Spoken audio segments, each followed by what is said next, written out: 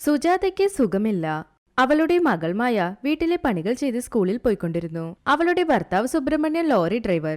രാവിലെ പോയ രാത്രിയെ വീട്ടിൽ തിരിച്ചെത്തുള്ളൂ.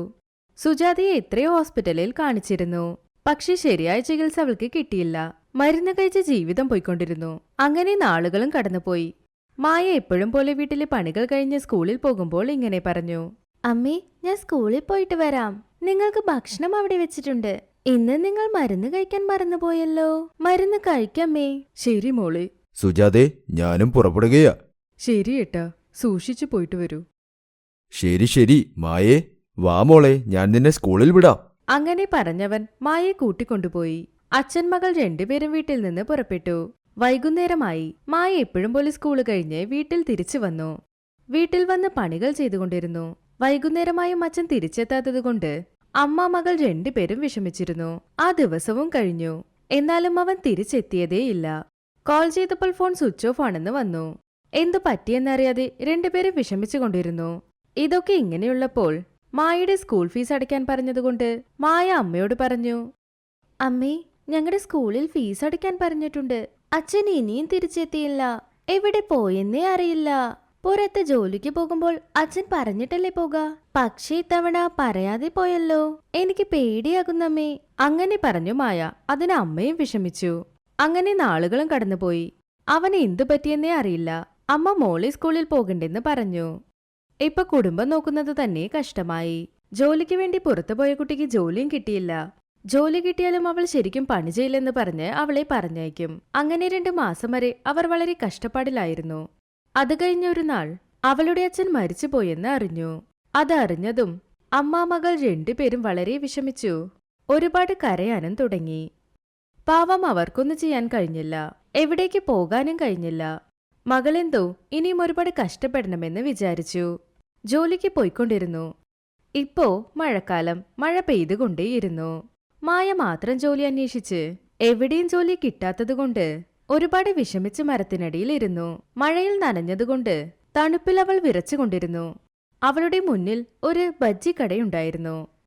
അത്ര മഴയിലും എല്ലാവരും കുടപിടിച്ച് ബജ്ജി വാങ്ങിക്കൊണ്ടേയിരുന്നു. എനിക്കൊരുപാട് വിശക്കുന്നുണ്ട്. കഴിക്കാൻ എന്തെങ്കിലും തരുമെന്ന് അവരോട് ചോദിക്കാം. അങ്ങനെ ചിന്തിച്ചു മായ. അവൾ ആലോചിച്ച പോലെ ബജ്ജി വ്യാപാരിയോട് ചെന്നു. ചേട്ടാ, രാവിലെ തൊട്ടൊന്നും കഴിച്ചില്ല ചേട്ടാ. ഒരുപാട് വിശക്കുന്നു. എന്തെങ്കിലും കഴിക്കാൻ തരുമോ? ഉറപ്പായും മോളെ. അങ്ങനെ അയാൾ 2 പ്ലേറ്റ് ബജ്ജി കൊടുത്തു. ഒരുപാട് വിശന്നിരുന്നവൾ അത് കഴിക്കാമെന്ന് വിചാരിച്ചു. അവൾ അവളുടെ മനസ്സിൽ ഇത് കഴിച്ചാൽ തീർന്നു പോകും. പക്ഷേ ഇത് വിറ്റാൽ പൈസ കിട്ടും. അങ്ങനെ ചിന്തിച്ച് അവിടുന്നൊരു സ്ഥലത്തേക്ക് കൊണ്ടുപോയി അതൊരു മരത്തിനടിയിൽ വെച്ച്: ചൂടായ രുചിയായ ബജ്ജി. മഴയ്ക്ക് ബജ്ജി വളരെ നന്നായിരിക്കും. 2 പ്ലേറ്റ് മാത്രമേ ബാക്കിയുള്ളൂ. വരൂ ചേട്ടാ, വരൂ. അങ്ങനെ മായ ഉറക്കെ വിളിച്ചുകൊണ്ടിരുന്നു. അപ്പോഴാണ് ഒരു അമ്മയും മകനും അതിലേ വന്നത്. അമ്മേ, എനിക്ക് ബജ്ജി വേണം അമ്മേ. അങ്ങനെ ആ കുട്ടി വാശി പിടിച്ചുകൊണ്ടിരുന്നു. വേറെ വഴിയില്ലാതെ ആ അമ്മ ആ പെൺകുട്ടിയുടെ അടുത്ത് ചെന്ന് 1 പ്ലേറ്റ് ബജ്ജി എത്രയെന്ന് ചോദിച്ചു. 40 രൂപ അമ്മേ. അങ്ങനെ പറഞ്ഞു മായ. എന്താ മോളെ ഇത്? പ്ലേറ്റ് 10 രൂപ വിൽക്കുന്നേ, പക്ഷെ നീയെ 40 രൂപ പറയുന്നു.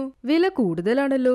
ഇത് ഒരുപാട് സ്പെഷ്യൽ ബജ്ജിയാ, അതുകൊണ്ടാണ് 40 രൂപ പറഞ്ഞത്. എന്റെ കയ്യിൽ ഒരുപാടുണ്ടായിരുന്നു, തീർന്നു പോയി.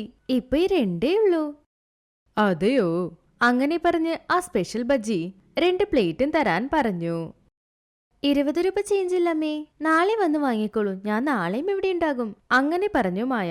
അതിനവർ ശരിയെന്ന് പറഞ്ഞ് അവിടുന്ന് പോയി. ആഹാ, ഈ ഐഡിയ നന്നായിട്ടുണ്ടല്ലോ. അത് കഴിഞ്ഞ് മായ 100 രൂപ കൊണ്ടുപോയി ആ ബജ്ജി വിൽക്കുന്ന ആളോട് 10 പ്ലേറ്റ് ബജ്ജി തരൂ എന്ന് പറഞ്ഞ് 100 രൂപ കൊടുത്തു. അദ്ദേഹം ശരിയെന്ന് പറഞ്ഞ് 10 പ്ലേറ്റ് ബജ്ജി കൊടുത്തു. അവൾ അത് കൊണ്ടുപോയി ലാഭത്തിൽ അതെല്ലാം വിറ്റു. അങ്ങനെ ആ പെൺകുട്ടി ഒരു ദിവസം തന്നെ 1000 രൂപ സമ്പാദിച്ചു. അവൾ ഒരുപാട് സന്തോഷത്തോടെ അവളുടെ വീട്ടിൽ ഭക്ഷണമുണ്ടാക്കാൻ 100 രൂപയ്ക്ക് സാധനങ്ങൾ വാങ്ങിക്കൊണ്ടുപോയി. വീട്ടിൽ ചെന്ന് വളരെ പെട്ടെന്ന് പാചകപ്പണി തീർത്തുകൊണ്ട് അവളുടെ അമ്മയോട് അന്ന് സംഭവിച്ചതെല്ലാം പറഞ്ഞു. അത് കേട്ട് അവളുടെ അമ്മ സന്തോഷിച്ചു. മോളെ, നീ വളരെ ബുദ്ധിശാലി. വളരെ ചിന്തിച്ച് നീ ഈ പണി ചെയ്തിട്ടുണ്ട്. ഇപ്പൊ നിന്റെ കയ്യിലുള്ള പൈസ കൊണ്ട് നീ ചെറുതായൊരു ബജ്ജിക്കട തുടങ്ങ്. പിന്നെ നമ്മുടെ കഷ്ടമെല്ലാം തീർന്നു പോകും. ഞാൻ നിന്നെ തീർച്ചയായും സഹായിക്കാം മോളെ, കേട്ടോ? ഞാനും അതാമേ ആലോചിച്ചേ. മായ സന്തോഷിച്ചു. അത് കഴിഞ്ഞ് 500 രൂപ കൊടുത്ത് മായ ബജ്ജിക്ക് വേണ്ട സാധനങ്ങൾ വാങ്ങി. അത് കഴിഞ്ഞ അടുത്ത ദിവസം ആ ബജ്ജിക്കടക്കാരന്റെ കച്ചവടം നടക്കുന്ന കടയ്ക്ക് അപ്പുറത്ത് അവളും പുതിയ ബജ്ജി വ്യാപാരം തുടങ്ങി. അവൾ വളരെ ബുദ്ധിപൂർവം ഒരു മരത്തിന് താഴെ വ്യാപാരം തുടങ്ങി. അവളുടെ അമ്മയും അവളെ സഹായിച്ചുകൊണ്ടിരുന്നു.